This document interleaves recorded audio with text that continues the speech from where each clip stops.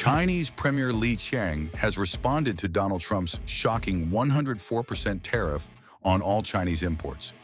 Li said China has ample policy tools to fully offset any negative external shocks caused by the move.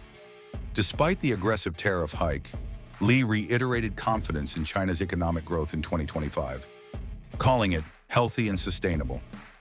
His remarks came during a phone call with European Commission President Ursula von der Leyen just hours before the new U.S. tariffs came into force at 12:01 a.m. on April 9th. While the EU braces for a 20% levy, China faces the full impact of Trump's so-called reciprocal tariffs. Li criticized the action, calling it a clear case of unilateralism, protectionism, and economic coercion. He added that China's firm response is aimed at protecting its interests and upholding international trade rules. The White House justified the move, saying China had made a huge mistake.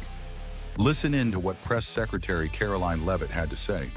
As the president said yesterday, Jasmine, both things can be true at the same time. And it is a non-negotiable position that the United States has faced a national security and economic crisis because of the unfair trade practices by countries around the world.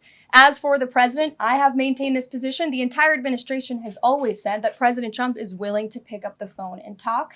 And the president met with his trade team this morning, and he directed them to have tailor-made trade deals with each and every country that calls up this administration to strike a deal. And listen, and each and every one of these trade deals should be tailored and unique based on that country's markets, based on that country's exports, the imports here in the United States of America. What makes the most sense for the American worker and for our industry? The president is focused on putting America first. So was the evolution not factored in or determined by kind of the tumult in the stock market? Was that not a part of the consideration to start making these negotiations and deals? Again, I would reject that there was an evolution. On day one, we had said that the president will always pick up the phone for other nations and other companies that call this administration. The president always has a listening ear. And it's a non-negotiable fact that America has faced a national security and economic crisis for many decades, and President Trump is just the first to address this. And then my last question, how will negotiations change how much revenue the White House